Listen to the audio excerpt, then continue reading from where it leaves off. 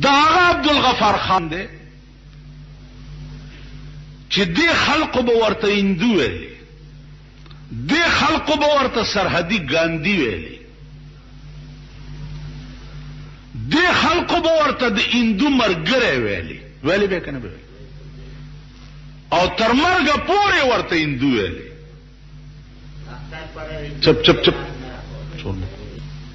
دا دې پورې درته نه وایم چې زه د عبدالغفار خان صفت کوم، د دې قوم مزاج او ضمیر درته خیم.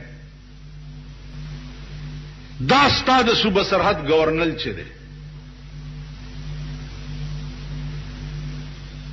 دی به ویلی چې دا د هندو مرګری دی، دا هندو دی.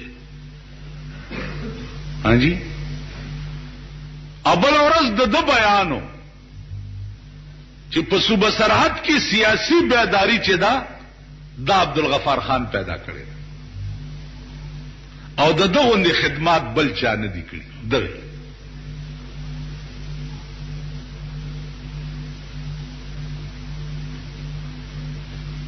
تاسو خیال راغی. اوس وایي چې واقعي دا سړی چې و د ملک په آزادۍ کې د ده ډېر لوی لاس و، اوس یې صفتونه کوي. نو تاسو وایئ چې د یو قوم دا مزاجي، دغه قوم هم د دې قابل دی چې ژوندی پاتې شي.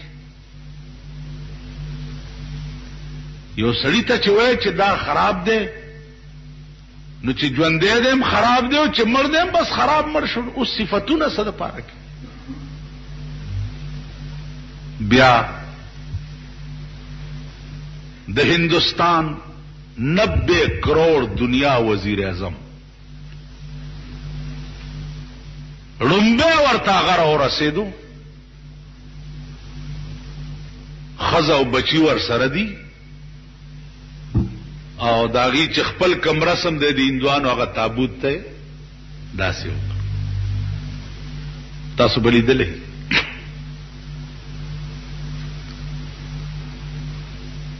په دلی کې ما په سن 82 کې د هندوانو د پارلیمنت د یو ممبر نه تپوس وکړو چې تاسو د دې غفار خان ولې دومره تابعداري کوئ؟ هغه هندو ما ته وویل چې مولانا صاحب موږ د غفار خان تابعداري په یو نیت کوو چې نن چې 90 کروڑ دنیا په هندوستان حکومت کوي او موږ آزاد ملک یو، نو په دې ملک په آزادۍ کې دیم هغه سړی دی چې 45 کاله جیل پکې تیر کړی او د پیرنګیانو د دې ملک نه په وتو کې د دم ډېر لوی لاس. نو مونږ په دې قدر کوو چې دا نن کوم حکومت مونږ ته ملاو دی دا د برکت دی، په دې نیت قدر.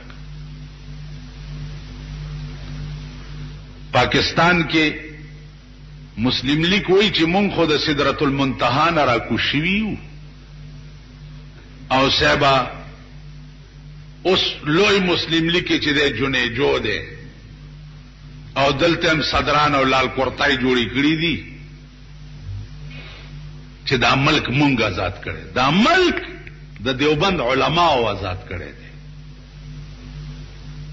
دا ملک شیخ الهند آزاد کړی دی، دا ملک مولانا حسین احمد مدنی آزاد کړی دی، دا ملک مولانا ابوالکلام آزاد آزاد کړی دی، دا ملک مفتی کفایت الله آزاد کړی دی، دا ملک مولانا حبیب الرحمان آزاد کړی دی، دا ملک مسلم لیگ آزاد کړی دی.